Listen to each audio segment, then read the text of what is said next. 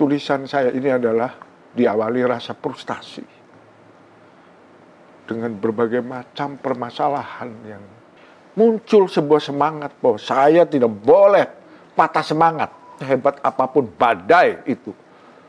Tapi kalau kita yakin akan kekuasaan Allah itu, insya Allah badai pasti berlalu. Itulah.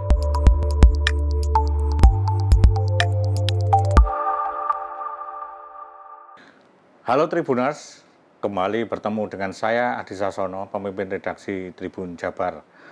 Kita hari ini, kali ini saya berada dalam sebuah ruangan yang sangat nyaman, sejuk sekali.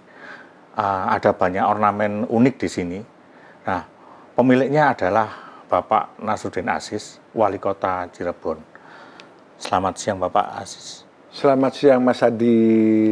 Sehat-sehat Pak? Alhamdulillah sehat. Tetap semangat. Tetap semangat. Oke.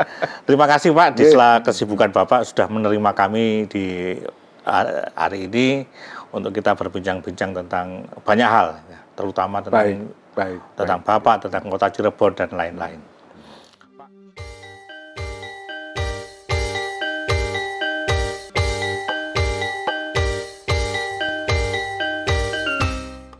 Pak, sebelum kita ngobrol lebih jauh, di depan kita ini ada kerajinan yang menurut saya belum pernah lihat di tempat lain, Pak. Mungkin bisa dijelaskan, Pak. Aduh, ini Mas Adi, ini adalah kendaraan yang dinamai Pedati Gede. Pedati Gede. Dulu kendaraan ini menjadi alat transportasi dari leluhur kami, ya, Mbah Kuwu Cirebon, di dalam menyiarkan agama. Khususnya adalah agama Islam. Itu seperti itu. Nah, kendaraan ini ditarik oleh kerbau. Kerbau yang warnanya itu putih, ya. Jadi disebut kebo bule. Itu seperti albino itu. Iya.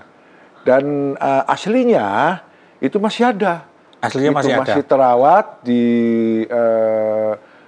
suatu tempat penyimpanan yang itu menjadi salah satu daya tarik wisata Kota Cirebon. Gitu. Kalau ini aslinya ada berapa, Pak? Ini itu. Aslinya ada berapa? Cuma satu aja atau? Cuma satu aja ya. Cuma satu aslinya. Karena memang kendaraan Mbah Kuwu Cirebon itu hanya satu Pedati Gede ini. Kayaknya kok kita lihat ada 8 roda di sini kan. Kalau Pedati kan biasanya cuma 2 aja ya. Gitu. Iya, menarik. Ini dipakai tahun berapa, Pak? Aslinya? Waduh, tepatnya di abad berapa ya? Saya sendiri kurang hafal ya. Tapi yang jelas ini dipakai sebelum kerajaan Cirebon itu ada. Itu seperti itu. Jadi pada saat Mbah Kuwu Cirebon ini membuka padukuhan, menetap di Cirebon, kemudian membuatlah kendaraan untuk melaksanakan syiar Islamnya, gitu. Iya, menarik. Memang sangat beda dari pedati-pedati biasanya ya, Pak. Pak Aziz, boleh diceritakan awal jauh sebelum mungkin Bapak bersinggungan dengan politik, Pak. Awalnya meniti karir di mana, kemudian sampai terjun ke politik. Terima kasih Mas Adi. Kalau berbicara flashback ke belakang, awal saya terjun ke dunia politik itu karena terpanggil oleh sebuah keadaan saat itu. Saat itu saya sering didatangi, khususnya para masyarakat Kota Cirebon yang memiliki memiliki suatu kebutuhan khusus. Dalam hal ini bukan kekurangan fisik ya. Ya, contohnya kalau saya sampaikan adalah saya sering dimintain tolong, dimintain pendapat oleh saudara-saudara kita sesama bangsa Indonesia yang dari keturunan. Gitu. Nah, yang Tionghoa maksudnya? iya, seperti itu. Nah, itulah banyak sekali warga masyarakat Tionghoa Cirebon ini yang kemudian saat itu sering menyampaikan pendapatnya, bahkan kritikannya, ya, dan keinginan-keinginannya. Nah, dari situlah saya punya pikiran, kalau begitu saya harus bisa nih menyuarakan. Nah, itu menyuarakan saudara-saudara kita dari Tionghoa untuk kemudian bisa sampai ataupun didengar. Waktu itu mereka nggak punya saluran? Sebetulnya saluran tentunya ada karena DPRD itu dari dulu kan sudah ada, kan gitu. Dari sejak kemerdekaan kan ada. Ya. Cuma kehadiran saya saat itu yang baru pulang pendidikan, gitu, selesai kuliah di Bandung, itu saya bekerja sebagai instruktur fitness ya, gitu, instruktur kebugaran karena memang saya sekolah kebugaran begitu. Nah, disitulah terjadi interaksi di mana mereka ngerasa kecongkak sehingga menyampaikan pendapatnya tentang negara, pendapatnya tentang berbagai macam. Nah, jadi saya berpikir kalau gitu saya suarakan nih. Gitu. Nah, secara tidak langsung itu saya masuk ke ranah politik. Begitu. Awalnya hanya mendukung gitu kan, mendukung. Tapi kemudian menjadi sebuah kekuatan besar. Ya untuk udah Bapak menjadi calon kami aja, kira-kira seperti itu. Tapi kok mereka merasa nyaman dengan Bapak, kenapa kira-kira Pak? Ini yang kemudian saya sendiri tidak bisa menyelusuri atau tidak bisa tahu lebih banyak kan itu tentang perasaan. Itu seperti itu. Yang jelas dengan mereka berani menyampaikan perasaannya, ya kan, semua itu berarti ada rasa kecocokan kan gitu. Percaya juga pasti percaya, kira-kira seperti itu. Menarik nih. Itu saja yang ini. Kemudian sampai ke wakil wali kota dulu kayaknya. Ya, tentunya proses politik itu berjalan, itu seperti itu. Dan saya mulai berpartai, dan partai pertama yang saya ikuti adalah Partai Demokrat. Partai Demokrat. Seperti itu, karena saya mendapatkan kepercayaan dari Partai Demokrat untuk memimpin partai di Kota Cirebon. Gitu. Nah, dari situlah kemudian kita masuk, gitu, melalui ikut dalam pencalonan kepala daerah tahun 2008 itu. 2008. Walaupun kami menyadari bahwa kami sebagai pemula, sebagai ya semacam customer baru di dunia politik, itu belum bisa dilihat apa-apa. Tapi langkah saya saat itu untuk memasuki gerbang politik melalui pencalonan gitu, dengan stil kalah tentunya kan gitu, itu rupanya direspon positif sama masyarakat Kota Cirebon. Nah, terbukti saya 2009-nya mencalonkan DPRD. Alhamdulillah suaranya terbanyak sekota Cirebon. Gitu. Nah, karena partainya saat itu menjadi pemenang, akhirnya saya ditunjuk oleh partai, diamanati oleh partai untuk menjadi ketua dewan. Itu berjalanlah 3 tahun.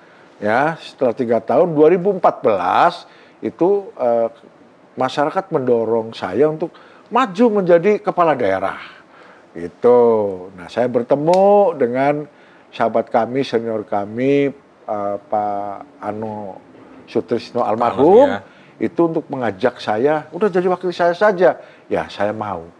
Walaupun saat itu sebetulnya saya sebagai partai pemenang loh. Gitu. Dan bisa nyalonin sendiri tanpa berkoalisi dengan partai lain. Sudah cukup. Tapi karena sekali lagi kami menyadari kami perlu belajar, perlu banyak menuntut ilmu lebih banyak, maka saya dengan senang hati diajak oleh Pak almarhum Pak Ano untuk jadi wakilnya, saya bersedia. Nah, kemudian nasib membawa saya sehingga menjadi wali kota begitu di periode pertama.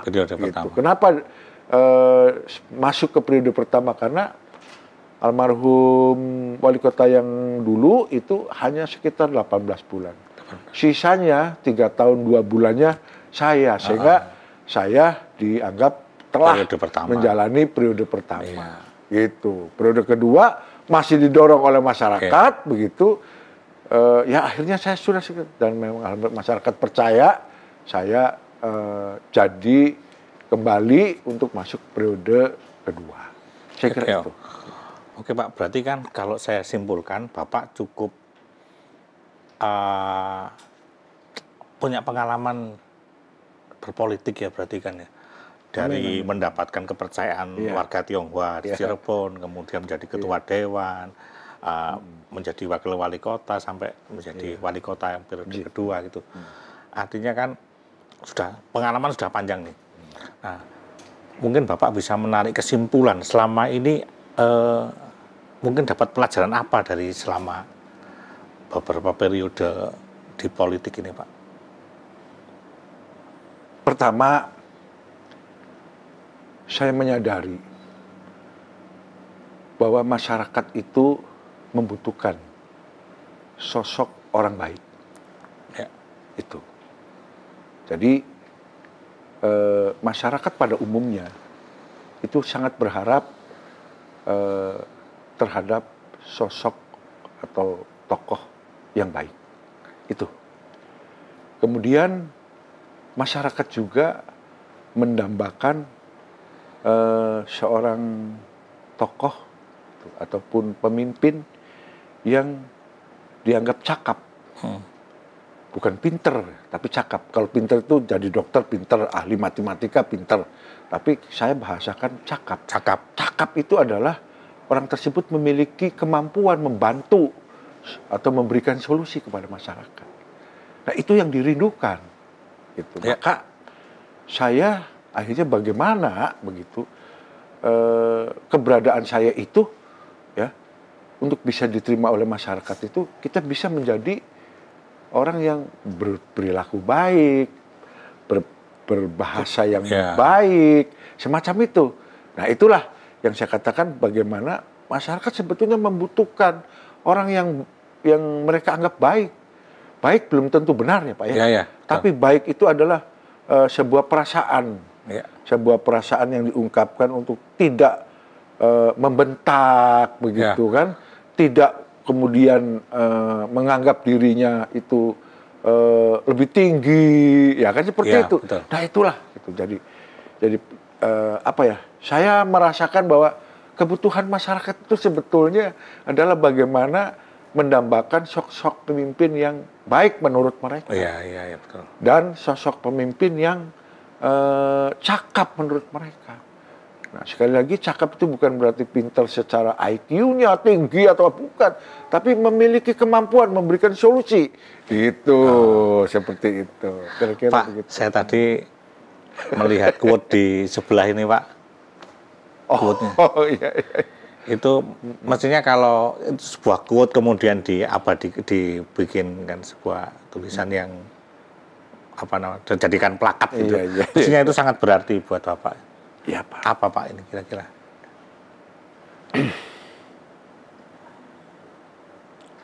Saya kalau berbicara itu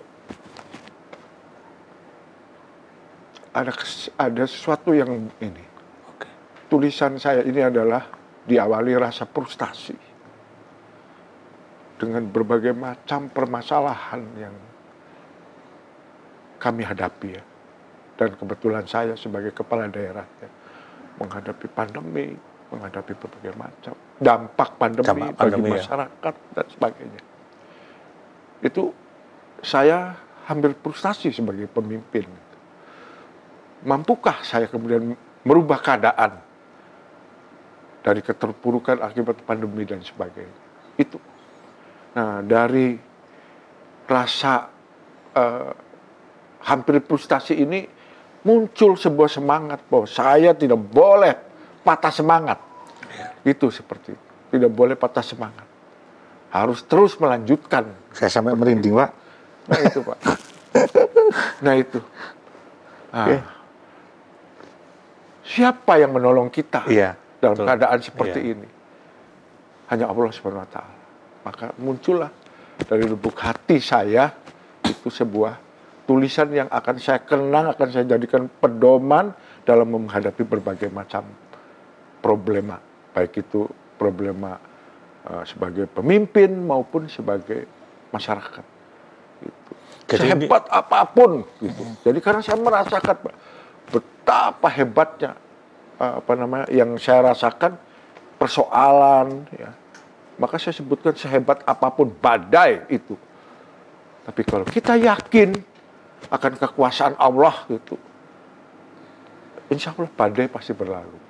Itulah yang membuat saya menjadi bangkit untuk kemudian berupaya bagaimana mengatasi kesulitan-kesulitan masyarakat pasca pandemi COVID ini. Ya. Itu Pak, itu. Jadi mohon maaf saya secara emosional itu suka kalau ada yang menanyakan itu, saya suka terharu gitu. Itu bukan karena saya pencitraan atau apa, tapi itu karena memang ini saya pernah mengalami sebuah titik, mampukah saya ya Allah, mampukah saya ini meneruskan perjuangan di mana saya saya berobat gitu, pembuluh darah saya ke otak menurut dokter sudah menurun di bawah standar. Sakit gula saya terus meningkat karena banyaknya pikiran. Jadi saya sudah drop saat itu. Dengan menghadapi kondisi itu, kota yang saya pimpin seperti ini, kemudian penyakit yang ada di diri saya, itu saya hampir drop. Sampai saya pernah, apakah saya masih layak? Saya tanya ke dokter, dok, apakah saya ini masih layak untuk memimpin kota ini? Saya pemimpin, dok. Kalau saya memang tidak mampu, saya akan mengundurkan diri. Seperti itu. Tapi saat itu saya kaget, saya malah dimotivasi oleh dokternya. Itu justru Bapak harus semangat, Bapak harus sembuh. Kalau Bapak mencintai rakyat Bapak harus sembuh, katanya. Tim kami akan membantu Bapak. Nah, disitulah. Ini yang membuat kemudian saya yakin bahwa Allah itu selalu ada dekat kita. Itu Pak. Jadi mohon maaf sekali lagi saya tadi sedikit emosional. Itu karena memang tulisan ini saya tuliskan pada saat kondisi fisik saya dan jiwa saya sedang pada titik terendah. Seperti itu. Berarti ini memang sangat berkesan. Betul Pak.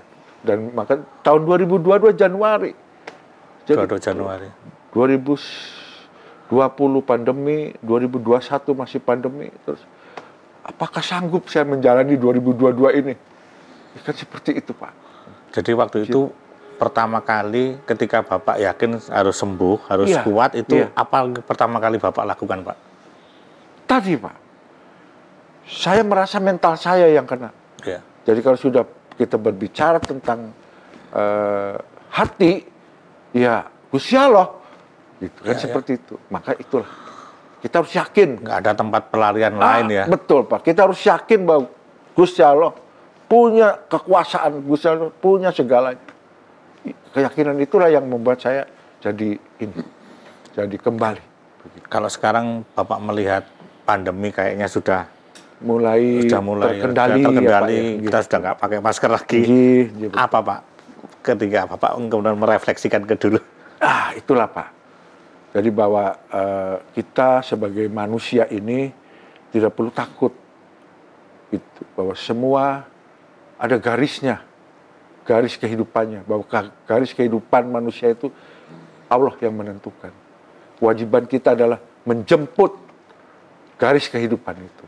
Yang saya istilahkan menjemput takdir. Menjemput takdir. Apa takdir saya? Ini yang harus kita jemput. Bagaimana cara menjemputnya? Dengan berusaha sekuat tenaga. Begitu. Berupaya sekuat tenaga. Itulah yang saya sebutkan. Manusia harus menjemput takdirnya. Takdir kita tidak tahu, kan itu rahasia Allah. Tapi kita wajib menjemputnya. Takdir kita ini mau apa? Mau menjadi apa? Mau seperti apa? Kita jemput takdir itu dengan berupaya kerja keras. Contohnya, apakah kita ini menjadi wali kota atau tidak? Menjadi gubernur atau tidak? Kita punya kewajiban menjemput takdir itu. Untuk mengetahui, untuk segera mengetahui takdir kita jadi gubernur atau jadi wali kota atau jadi presiden. Nah itulah upaya yang kita lakukan adalah sebagai bentuk menjemput takdir. Kita tidak boleh pasrah takdir kita apa, karena itu adalah haknya Allah. Kita tidak tahu, maka kewajiban kita segera mengetahui takdir kita ini apa. oh takdir kita menjadi wali kota kembali. Seperti sekarang, alhamdulillah takdir ini bahwa COVID di kota Cirebon terkendali. Sehingga saya punya kesempatan untuk membangun kembali perekonomian kota Cirebon. Nah, kira-kira demikian. Nah, setelah Bapak melihat ini kondisi sudah mulai membaik, apa yang dilakukan Pak di Pemkot Cirebon? Jujur, visi misi kami tertinggal itu 3 tahun. 3 tahun. Itu seperti itu. Sisa waktu saya ke depan itu 2 tahun kurang. Seperti itu. Nah, sementara banyak yang belum kami selesaikan. Janji politik kami yang ingin memakmurkan kota Cirebon masih banyak yang belum terselesaikan. Nah, maka saya memiliki sebuah target di tahun 2022 ini dan tahun 2023 itu adalah bagaimana saya harus memperbanyak destinasi-destinasi pariwisata di kota Cirebon.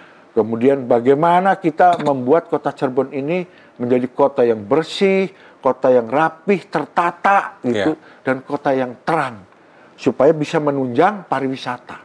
Nah, itu yang harus kami kejar, harus kami selesaikan di tahun 2022 dan 2023 supaya memberikan kesempatan pada masyarakat kota Cirebon untuk kemudian bangkit ekonominya. Seperti itu. Oke. Kira-kira seperti itu. Kalau tadi disebutkan memperbanyak destinasi wisata, kalau yang sudah masuk dalam program ada mungkin bisa disebutkan beberapa Pak? Ini salah satunya. Oke. Jadi kami sebetulnya sudah lama ingin membuat Taman Pedati Gede. Taman Pedati Gede. Di mana taman itu posisinya berada di sebuah gedung gedung bersejarah lah. Itu yaitu gedung BAT gitu. Nah, di mana di situ nanti akan kita bangun Pedati Gede yang kemudian sinkron dengan daerah sekitarnya sebagai lokasi kota lama. Kota lama. Itu adalah wisata yang ingin segera saya realisasikan di tahun 2022 dan 2023 supaya bisa menjadi daya tarik masyarakat di luar Cirebon untuk berwisata ke kota Cirebon. Ujungnya adalah meningkatkan ekonomi kota Cirebon. Gitu.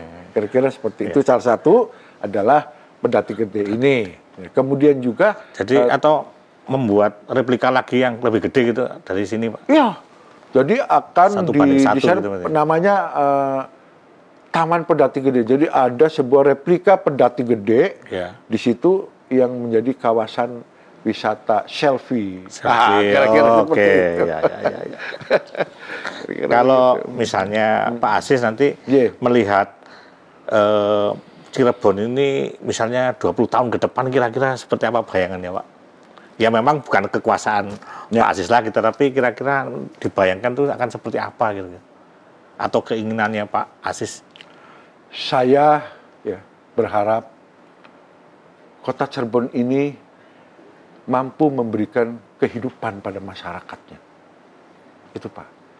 Jadi kami ingin gitu, penerus-penerus kami ke depan gitu, bisa membangun kota Cirebon ini sehingga bisa memberikan kehidupannya kepada masyarakatnya.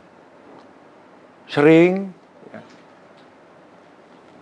digaungkan sebuah kata-kata patriot. Apa yang diberikan rakyat kepada negara. Jangan pernah tanya apa yang diberikan negara kepada rakyatnya. Saya ingin melakukan sebuah perubahan. Kenapa saya sampaikan harus ada perubahan? Rakyat itu selalu mencintai negaranya. Rakyat Cirebon selalu mencintai kotanya. Dengan ditunjukkan sejak dulu sebelum masa kemerdekaan maupun setelah kemerdekaan. Bagaimana rakyat mencintai kotanya, mencintai negaranya dengan berjuang, mengorbankan materi, bahkan mengorbankan nyawanya. Itu adalah bentuk kecintaan rakyat kepada negara atau kepada kota Cirebon. Sekarang kita atau Kota Cirebon, dalam hal ini pemerintahannya, ini sudah harus bagaimana memikirkan kecintaan kita, negara ini kepada rakyatnya.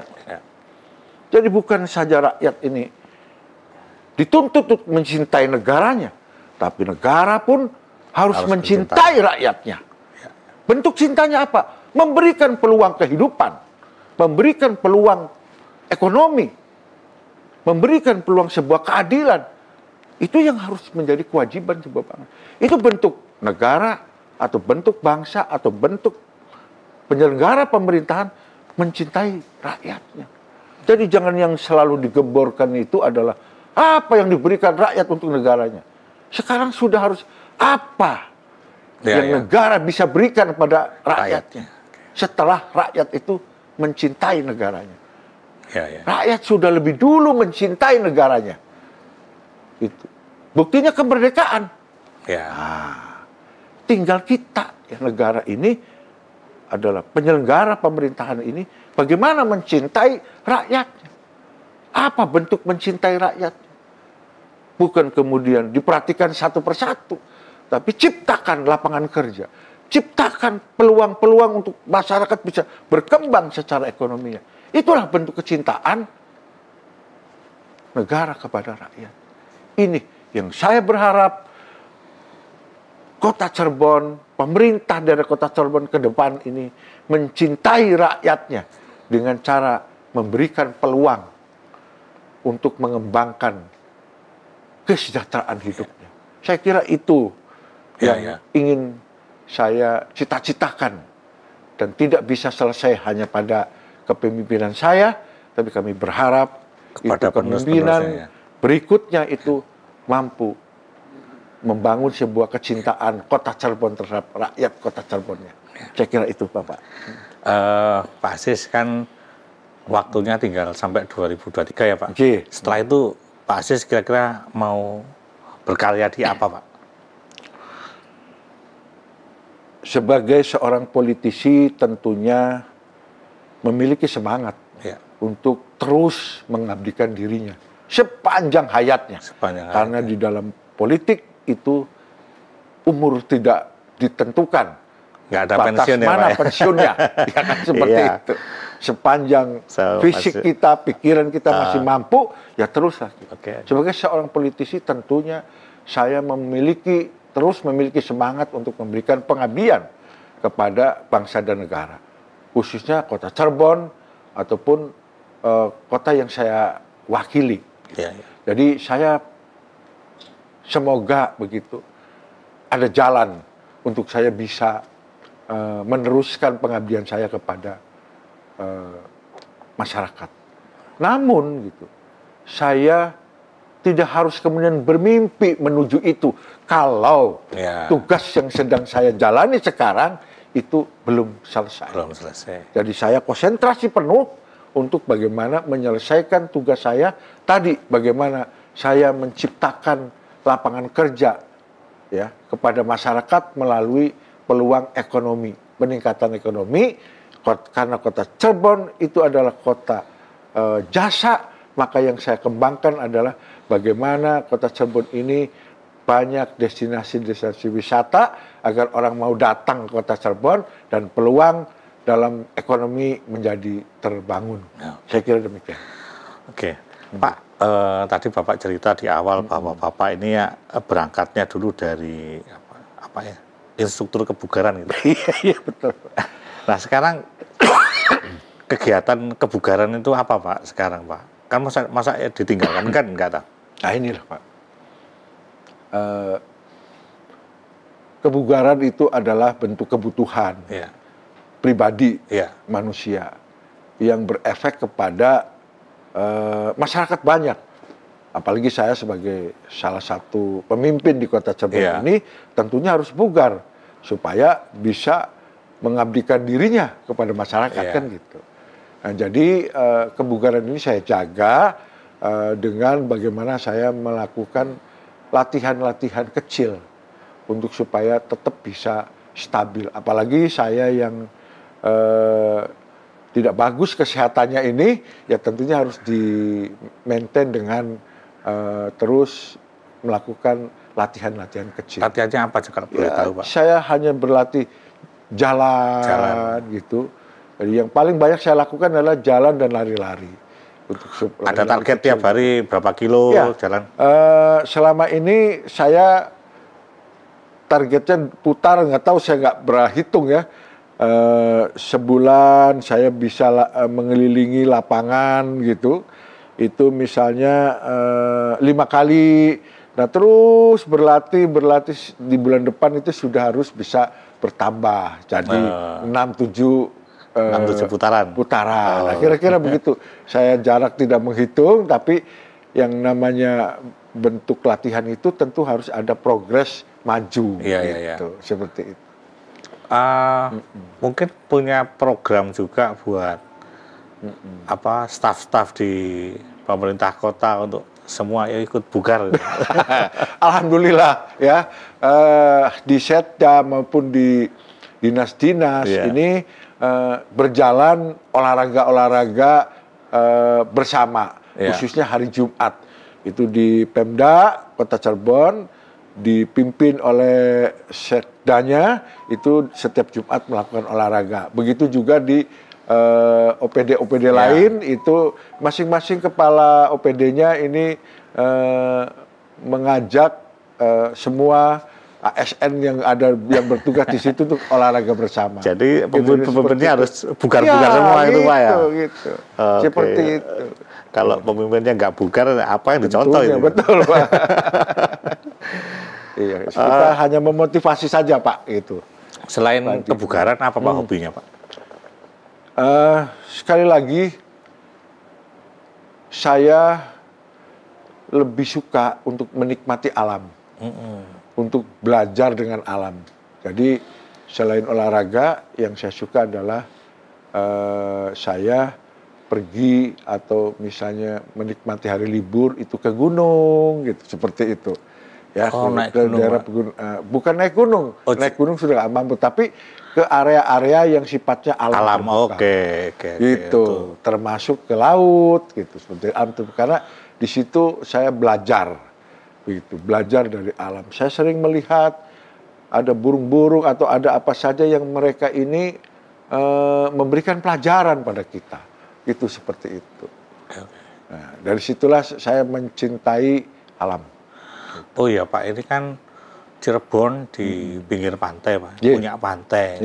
Apa Pemkot punya program khusus untuk pantai ini, Pak, mau diapain atau? Iya, Kota Cirebon punya garis pantai sekitar 7 kilo. 7 kilo. Ya, sedikit sekali. Yang luas itu Kabupaten Cirebon.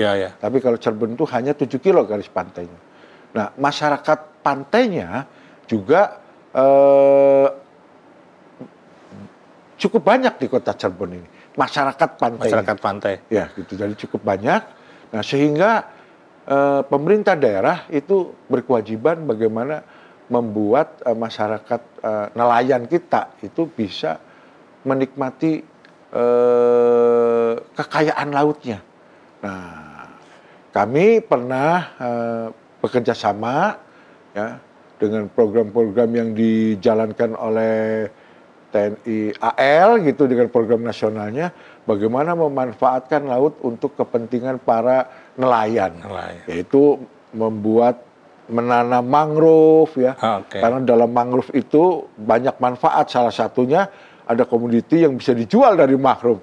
Sirup mangrove ya, dan macam-macam. Nah, kemudian bagaimana kita juga memanfaatkan hasil laut, kita buat terumbu-terumbu karang. Bapak bisa lihat nanti kalau di lantai 7 ya di lantai ini itu Bapak bisa melihat di sana banyak terumbu karang. Itu adalah kreasinya masyarakat Kota Cirebon. Nah, itulah kira-kira, dan kita menginginkan itu ada beberapa garis pantai yang bisa kemudian dijadikan wisata mancing. Insya Allah ini kami sedang rancang ya. Jadi kita semacam bikin dermaga, tapi bukan dermaga seperti pelabuhan, tapi wisata mancing. Gitu, jadi dijorogin gitu ya ke depan, berapa ratus meter misalnya seperti itu, kemudian di situ kita bisa memancing. Dan ini akan saya persiapkan untuk bagaimana memberikan peluang kepada para nelayan itu untuk bisa memanfaatkan potensi lautnya seperti itu. Oke. Pak, di ini mungkin yang terakhir Pak. Mungkin Bapak punya sesuatu yang mau disampaikan ke masyarakat Cirebon lewat Tribun Jabar. Terima kasih. Ya. Baik, untuk masyarakat Kota Cirebon yang saya cintai, saya sayangi, tetaplah semangat. Ya. Kita harus terus berlomba dengan kehidupan ini. Dan kita harus menjadi pemenangnya. Mari kita terus berjuang untuk meningkatkan kesejahteraan Kota Cirebon, diawali dari semangat warga masyarakatnya. Terima kasih Kota Cirebon, semoga kelak mendapatkan pemimpin yang lebih baik dari yang sudah pernah memimpin. Terima kasih. Luar biasa. Amin. Oke. Terima kasih Sama-sama, Pak Bapak. Aziz atas waktunya disediakan buat kita ngobrol-ngobrol. Tribuners, kita sudah mendengarkan banyak sekali inspirasi kehidupan, terutama dari Bapak Aziz, Wali Kota Cirebon. Banyak hal yang bisa kita contoh, banyak hal yang bisa kita teladani. Saya kira betul doa Pak Aziz bahwa semoga pemimpin Kota Cirebon mendatang jauh lebih baik dari yang sekarang yang sudah sangat baik ini. Terima kasih. Sampai ketemu di kesempatan yang lain. Terima kasih Pak Aziz. Terima kasih Bapak. Terima kasih Mas Hadi. Terima kasih. Alhamdulillah.